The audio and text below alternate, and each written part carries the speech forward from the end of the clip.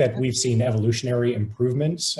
Business aviation is a relationship-based business, so that takes personal interaction.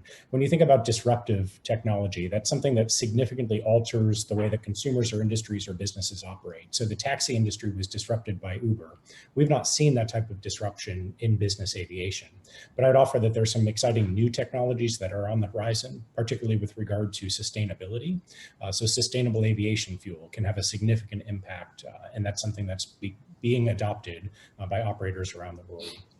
In the future, we'll see flights operated using hydrogen as power, electrification, and then, of course, advanced air mobility and the concept of Uber Elevate and those types of operations using drones and unmanned aircraft systems for carrying passengers, packages, et cetera. I think those will all be things that are disruptive in the future and will be complementary to business aviation. Excellent. Thank you. I'd jump in and concur with what was just said about the electrification. I think that the significant disruption potential there is the impact that it'll have on costs. And I think that has the potential to expand the industry beyond the current consumers. Fascinating. Just to add to what all the panelists have said, especially in regards to electrification, I think one advantage, or I guess what's been a disadvantage in Africa, is turning into an advantage when we speak about technology across the board. We're skipping legacy systems. You know, we went straight from we didn't have landline phones or computers. We went straight to mobile technology, and we're seeing that in aviation with the RPAS and UAVs, the drones. You know, because of infrastructure or lack of infrastructure, roads and railways, you are seeing UAVs becoming much more popular. Right now, it's all about the health sector, delivering medicines and blood. There is a move towards cargo, but with, like I mentioned earlier, the skipping of the legacy systems, there's a culture of moving towards new technology. And if you also look at the population demographic,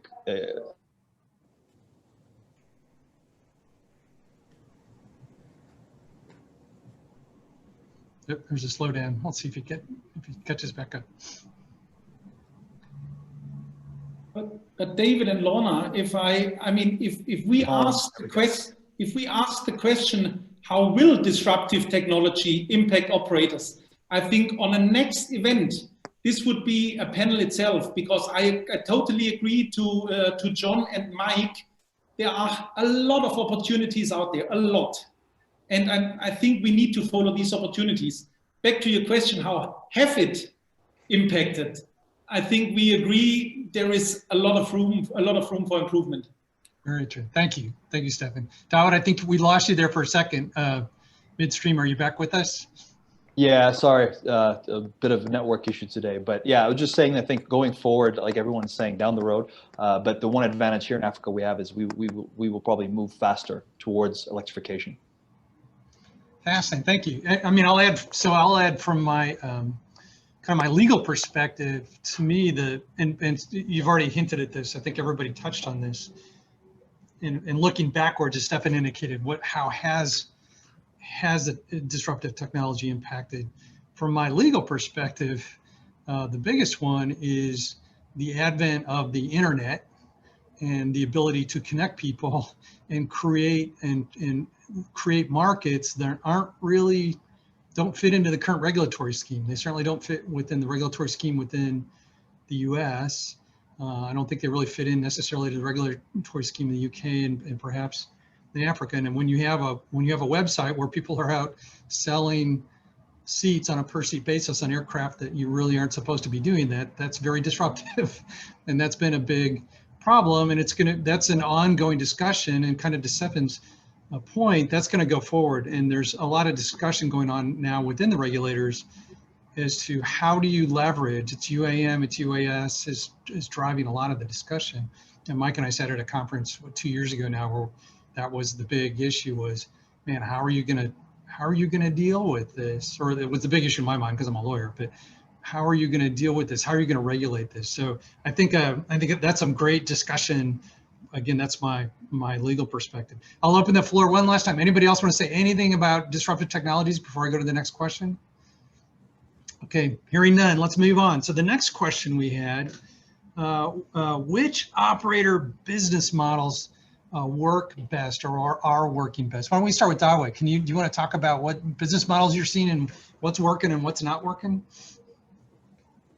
Well, I mean, it's interesting enough, going back to what I was saying, here we're still in the old model of pure ownership and pure aircraft ownership. But I think in Africa, what we're going to see is very much the advent of aircraft management, which is something I'm used to from 10 years ago when I was living in Switzerland. When I worked at TAG, they were 15 years ago, they were a leader in that. And I really think that's what we're going to see here in Africa. But that also goes back to financing, the structures of financing. It's still a very much cash-based society. Seeing is believing, got to touch the asset, put your hands on it. So that's why we're still in an ownership, pure 100% ownership. But I think aircraft management, I know that sounds so outdated for all of you in Europe and North America, but that's really something that I think is going to take off here in Africa. And explain that a little bit further. So when you're saying management, in the sense that right now, is it more common over there that you have an owner and they hire all of their own internal personnel to do everything, and it's a relatively new concept, but they're going more to outside sourcing to provide pilots and maintenance oversight? Is that what you're talking about? I think we lost him again.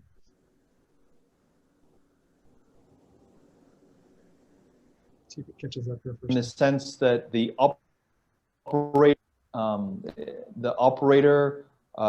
the aircraft and charters it, or you have a high net worth individual who owns the aircraft and uses it solely for himself or herself. Okay. I think I caught some of that. Well, you know what? I'm curious to hear, John. I want to hear your thoughts, kind of on the other side of the world, of what's going on. What models are you seeing? What's working? I'm probably exactly the wrong guy to praise aircraft management, since I'm biased, and that's what we do. But I'll tie this question together with one of your other questions. About are business jets a good investment? And when I think about models, I think about, is the jet owned specifically for aviation purposes, as in I bought this jet to charter it, or is this a asset that I use to make my life or my business run more effectively? And if that's the scale of the models, I would say no one in my mind yet has proved that I'm going to buy this business jet as an asset strictly for aviation purposes and charter it out. I'm not sure that we have seen that model work effectively in the long term, just because of the expense of the assets and the ability to keep the asset busy. That's the old canard. How do you make $1 million in aviation? You start with $2 million. It's exactly. And Stefan, touched on that a little bit earlier. If you look at an airliner, you can keep that airliner busy 12, 14 hours a day. In some situations, I don't see how you do that with a business jet, because you have that dead leg problem. Stefan, you want to add on to that at all? Yeah, I think, John, what you just said, I think we need to look at the word which works best. If you take a pure, what David mentioned with ownership, if you take a pure flight operation, let's say BMW, they own a couple of jets, and I'm pretty sure if you ask their C-suite, they say, our operation works fantastic. It is expensive, but the efficiency and the effectivity out of a business jet works perfect. This is ownership and flight departments of corporates. If you look on the other side, a company, as I just mentioned, Globair, or if they purely go out for charter, that's the other side. An operator owns the assets. They need to pay for the depreciation, for all the costs. Does it work on a long term? I think the future will tell us, because the moment you own asset, it is a bet on the future of the residual value of the aircraft.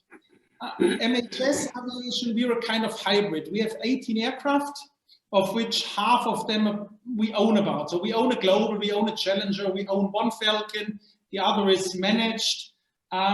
So from the ownership side, yes, it's a bet on the future if all my charter revenue can pay for the depreciation, and at the end of a 7-year finance, I need to look, is the aircraft, has it still the residual value I was assuming when I bought the aircraft? But I think the hybrid model has a benefit for 2 reasons. You have stable income from managed aircraft where you know exactly what you get for management fee, you get the pilots paid, etc. And on the other side, there is the chance that you can pay the lease for your assets which you own.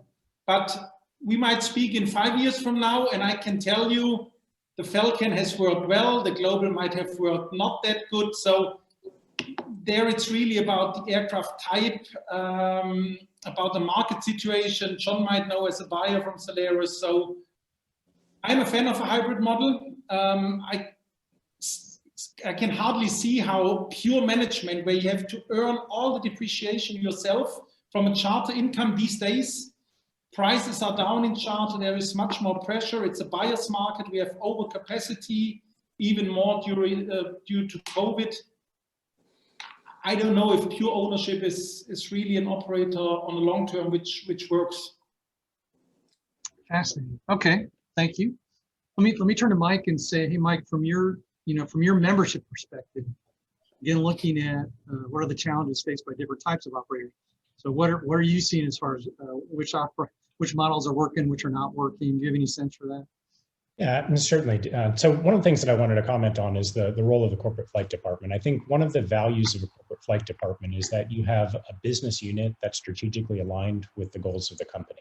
So it provides a level of flexibility, agility, resilience that are really important to companies today. So I think that, as John mentioned, there's a price that you pay for that. It's going to be on the higher end, but you have that opportunity then to make money with your airplane and to do things that you couldn't otherwise do with that. The further away you get from that, all the way to on-demand charter, there's less of that integrated strategy. So I think that from a company's perspective, having a corporate flight department certainly makes a lot of sense.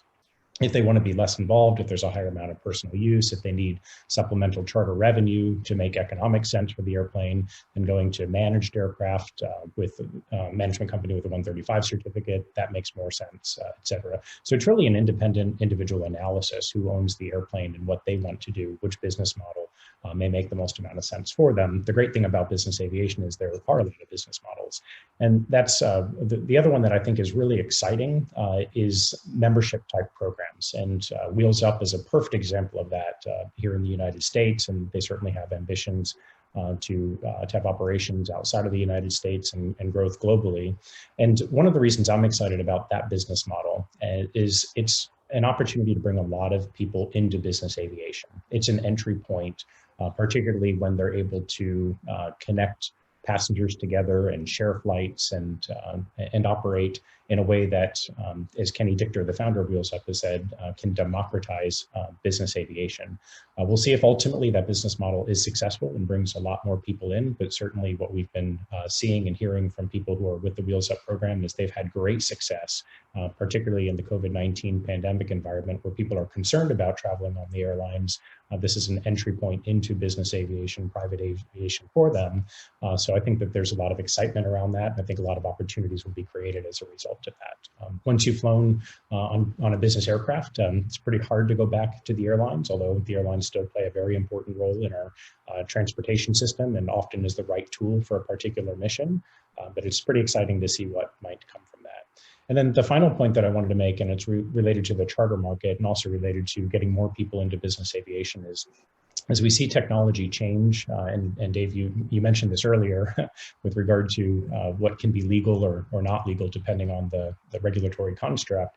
But as technology changes, and if it becomes as easy to click on an app and find a flight going from where you are to where you want to go, and have that available to you in a similar way that Uber may be available. And as we look at possibilities with advanced air mobility and regional type flights, getting something that has the entire fleet together in one place where you can see everything from a global perspective, that there might be some great opportunities to expand people's access to business aviation as a result. That's kind of the holy grail. I think that that would be something that would be efficient. I'm not sure that our industry is built on efficiency in operations, certainly efficiency with in other areas, but in the charter market, it's so fragmented. And I know that a lot of companies are looking at how to do that using artificial intelligence technologies, et cetera. So I think that, that's a business model that has potential that I'm excited to continue watching. Very Mike, cool. I want you to download our new app. Great, I will do that. But, you know, just building on what Mike said, and I was just talking to Kenny Dichter yesterday. I think if you sort of marry together the concept of democratization that Kenny's talking about, and you look to the future over the next, again, I'm not quite sure how many years we're talking, 2 years, 3 years, 5 years, and bring an electric fleet into the mix at a significantly lower cost. Now all of a sudden you have lots of the ingredients to democratize or expand the total addressable market in our industry. And I think that's I think that's going to be fascinating to watch. Yeah, I think that's fascinating. Thank you. I think you're right. I mean, I'll tap in again, kind of with my legal perspective, I guess, in the sense of the discussions I have with my clients. You know, which operator business models are working best. To really, to John's earlier point, I have, in a sense, I have 2 classes of clients now, and it's been exacerbated by COVID. We are so busy right now. You know, when COVID hit, it brought everything to a screeching halt. And the big question was, what was going to happen next? Well, pretty quickly, what we saw at least was, there were a lot of folks that probably in the past could afford some form of private aviation, either outright ownership or charter, that had not done that because the cost benefit analysis, it made more sense to, you know, fly first class in American, where they were going. Well, all of a sudden that wasn't necessarily available, or there were different perceptions on what was good and what was not good. So I've had more people in the last month or two. We are very busy right now with a lot of entrants into the market, into the place where they're not really thinking of it as a business model per se, but they still want to go places where they want to go. And now the cost benefit analysis says maybe it's time to buy into a program, buy into a fractional program, buy into something like Wheels Up, buy in a whole aircraft. And in the tug and push and pull that we've had to deal with is, and this has actually been an ongoing problem before COVID, and Mike knows, and I think John knows too, I've been very active in the space of dry leasing. What's appropriate dry leasing, what's legal, what's not legal. Again, the lawyer in me is looking at it from that angle, but it's risk management.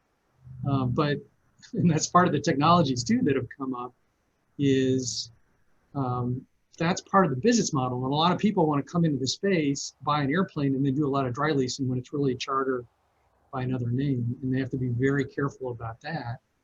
That being said, it's totally appropriate if I have 2, you know, I quite often say if I have 2 people or 3 people who want to buy a $3 million airplane and they don't want to pay $3 million, they can each buy $1 million worth of airplane and then use it on their own. And that's a very appropriate way to get access to a wonderful time machine. So the final thing I'll say is, I think a lot of times people, I had a long talk the other day on this exact same subject with a client that bought an aircraft that was in a business, it was a pure business model. He was using the aircraft in sort of his business.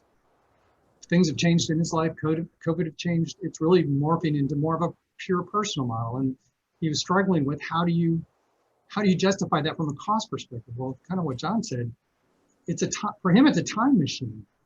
That's the benefit. You can't measure that by a tax.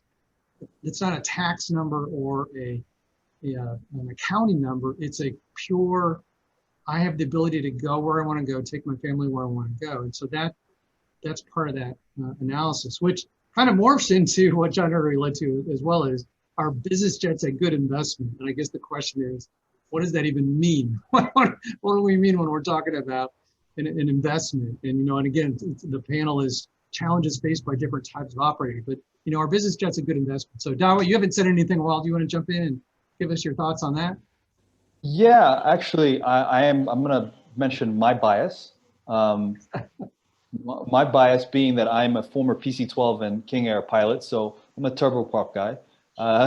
So jets are obviously no. All jokes aside, I think jets are a good investment depending on the purely on the hours that when it comes down to mathematics, economics. How many hours is the aircraft being flown? And going back to the key answer, business aviation is a business tool. Time management is the key elements of that tool. If you could quantify the time you're saving by taking a business jet.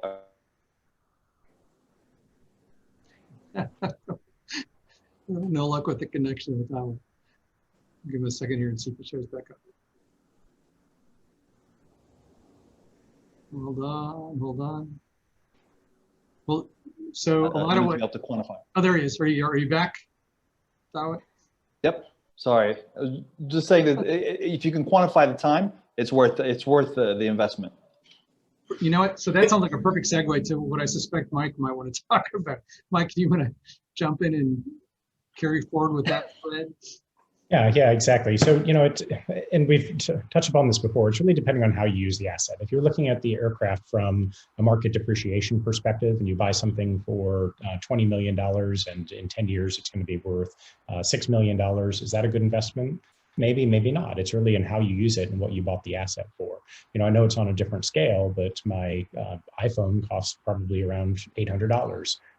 It's going to be worth $50 on a trade in a year and a half or 2 years. Is that really a good investment? No, except I'm using it for business. It's a productivity tool. It's something that's of great value to me. So I say, yeah, it's definitely worth it. So different scale in airplane, $20 million airplane can connect you to clients you never would have had access to before. It can reunite your family in ways that you wouldn't have been able to do effectively and efficiently before. So how does the individual determine what their return on the investment is? How does the company determine that? I think is critical to answer the question as to whether it's a good investment. I would note that in the United States, the business aviation industry, general aviation industry, accounts for over 1 million jobs and $200 billion annually in economic activity. So certainly a lot of companies, a lot of individuals are seeing that there is a value, a return on that investment, and that business aviation is a good investment, and it certainly has had an impact from a workforce perspective, a jobs perspective, and an economic development perspective. Yeah, that makes sense. David, you used one of my least favorite words a little while back, tax. And what I would say is, sort of the flip side of the investment is, your lack of access, your lack of efficiency, in some sense, those are the taxes on the individual or the entity, and to the extent that a business aviation asset offsets or reduces those taxes, it's a good investment, I guess, is the right way to look at it. If you're looking at it purely from a financial perspective, that's different than does it give me flexibility? Does it give me access? Does this buy me back time? And I think those are the key questions. And Mike and Stefan sort of touched on that. Yeah, Stefan, do you want to carry forward on anything? I think Mike brought up the right word in connection to investment. First, I think you have to define return if you buy an aircraft. What do you expect out of it? And I can say 2 of my managed aircraft, the owner does not fly at all. He bought it as a financial asset, and for him it works, taking into consideration the tax depreciation. He got it really at a good price. At this time, we can fly a lot of charter hours. It's a niche market where it's a Falcon 2000 LX, perfect aircraft going these days transatlantic, where the next competitor is a G4, G550. For him, it works from a financial point. But I remember when I started in 99 with NetJets, I was with NetJets for 9 years. One of my first customers says, as long as I have more money than time, I will always fly private. So for him, the return is the time. He never spoke about the money or the cost. And I think, Mike, this is what you mentioned before. I think everybody needs to decide, or they have made a decision when they buy an aircraft, what is the purpose of it? As John said, this is a financial investment. then the times, I think, going to be more difficult these days because of more aircraft in the market, more aircrafts for sale, etc. But all other aspects on flexibility, on time, whatever, I think no one will question that this is a good investment, no doubt. Fascinating. I'm so delighted to hear you all emphasize the time and use aspect of it. That's a big part of the discussion I quite often have with my clients. You know, again, being a lawyer, I guess, and saying the nasty word tax that John doesn't like, we spend an enormous amount of time doing tax planning, and that's very important. I'm not downplaying the significance of where you are and how you're using the aircraft. The flip side is, and I caution clients sometimes, if you let the tax tail wag the dog, you're probably, well, number one, you're probably creating some regulatory issues you haven't really thought about. That's very common. But number two, I don't know that you're categorizing things correctly. So I try and take a very much of more of a holistic view with my clients, is look at all the different pieces of it. And I'm delighted that the panel seems to be of one mind that that's the same thing. You really need to look across the broad scope of what's available. So, okay, so let's, we got about 10 minutes left. And I will say, I know Lauren is kind of tracking to make sure, see if there's any questions. I don't think there are yet, but let's switch gears a little bit and go to, we have 2 questions left. Let's talk a little bit about safety and compliance and then FBO operations. Again, challenges facing operators. What's going on? What are the big issues with safety and compliance? Stefan, do you want to kick off on this topic? Maybe I want to get, I want to express my, partly my frustration about complexity more and more here from an EASA point of view. I mean, we get, I don't know how many letters a week from the German CAA, you know, here and there. We have brought a new safety management handbook recently. This year, we have to implement safety management into the CAME revision. So now it's part of the CAMO organization, which is completely new, a lot of effort. Does it really, I mean, do we do this really for efficiency or for safety or for any environmental benefit? So I really struggle these days with the requirements operators are facing a lot. And I think this is based on a lack of lobby work in our industry. If you look at the EASA regulations and you read through it, you will see, yeah, that works for Lufthansa, that works for BA, that works for everybody. It does not work for us really in the same way as for airlines. But I don't know how represented we are if it comes to new EASA regulations. I think it is much more complex than 5 years ago. Is it therefore really safer? I would question. So I don't want to say yes or no here, but I would question this. So I think, yeah, we as an industry, we need to be more represented when it comes to compliance regulations, to legal regulations, because we are doing a different model. And especially during COVID, what I could see at the beginning, when it came to repatriation flights, you know, Lufthansa was rated completely different than we as a business jet operator, unless we really went to the highest, not to court, but we had long discussions here in Germany until we could use heavy crew for repatriation flights.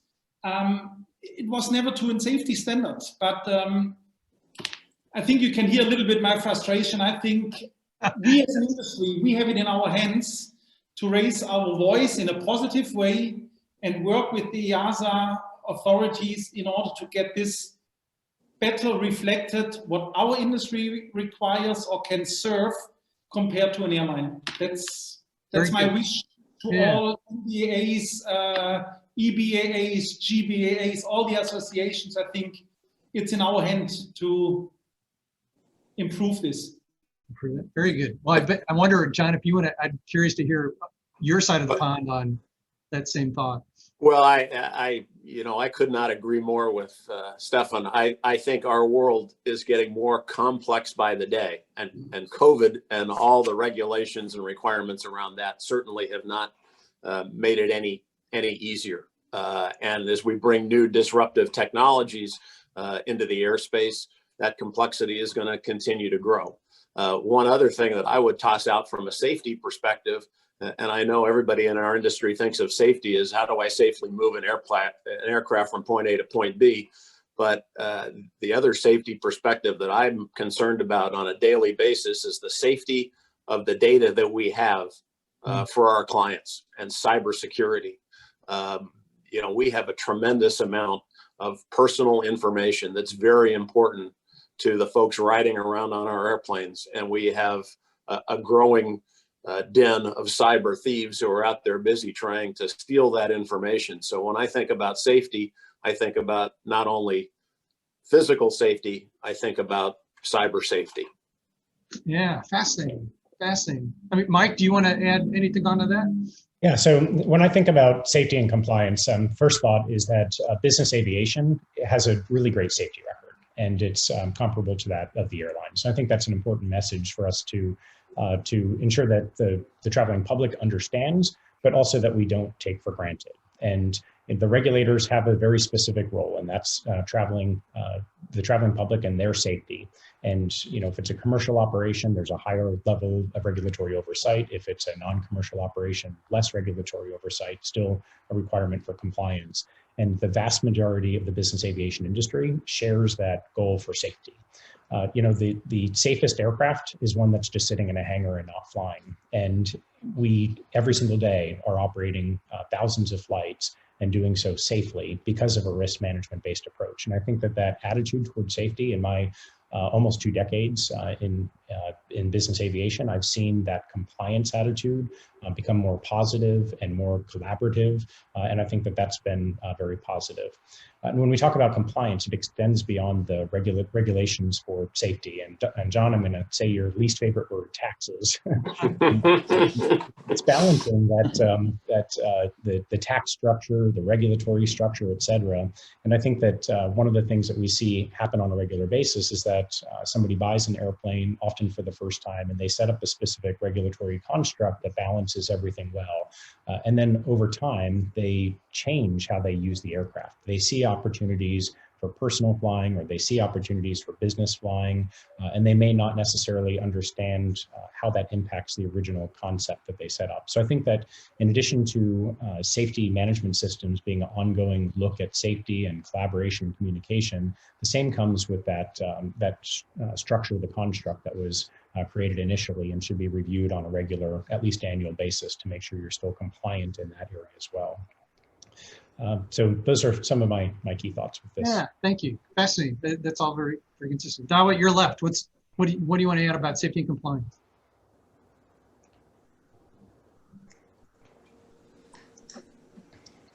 Nope. Did we lose him again? Dawit, you there?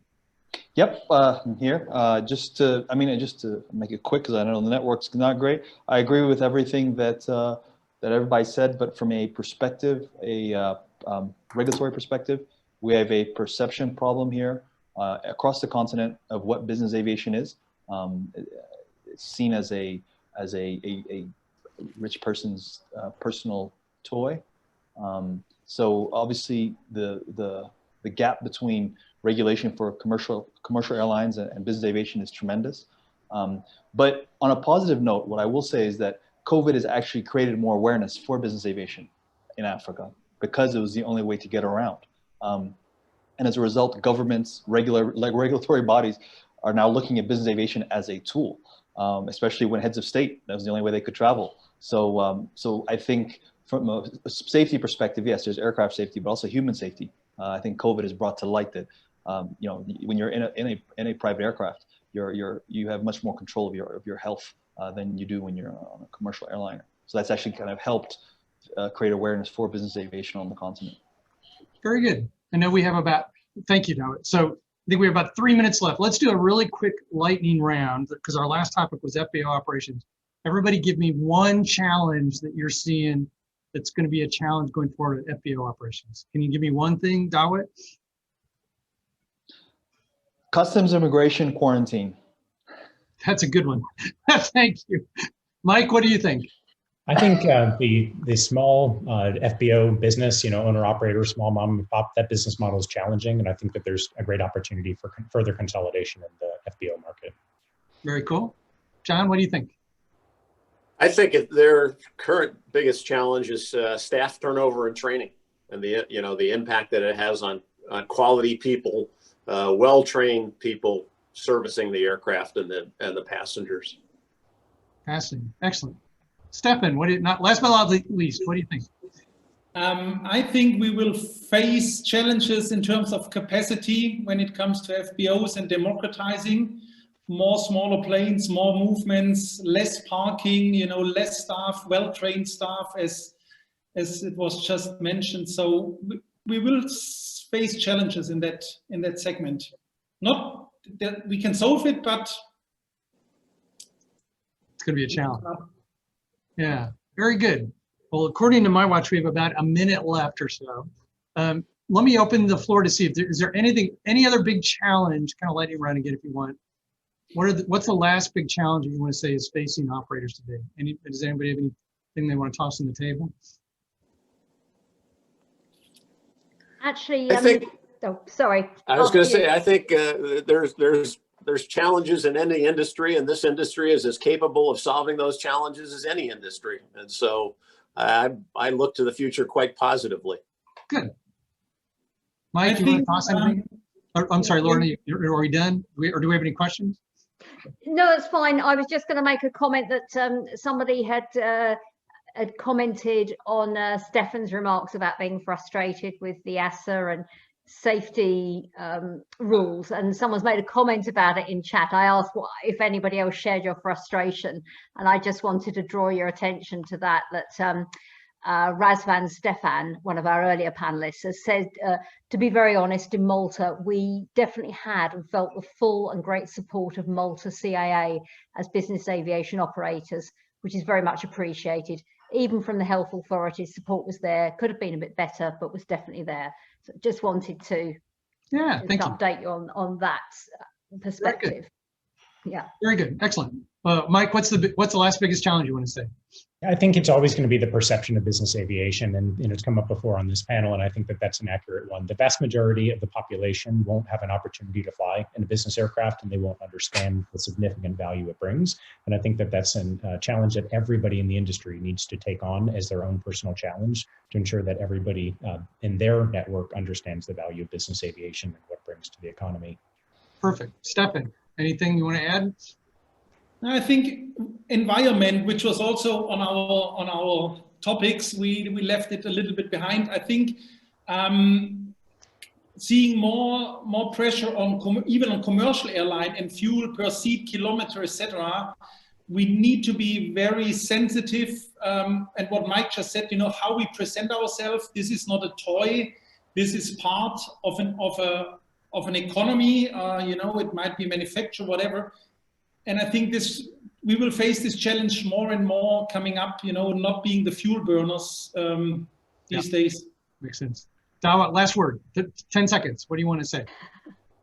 Finance and liquidity, staying liquid, I think is going to be the biggest challenge, because we don't have the economies. We don't have 150, 300 passengers. We only have one passenger on the aircraft, so staying liquid. Very good. Awesome. The panelists, you guys were fantastic. Thank you so much.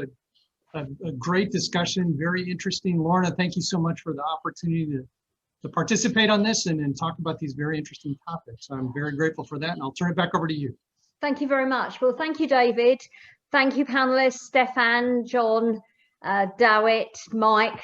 We really appreciate your feedback. And actually, we covered a lot of ground, I think, and I've been busily writing out a shopping list of standalone topics for future panel discussions. So thank you very much for the ideas as well.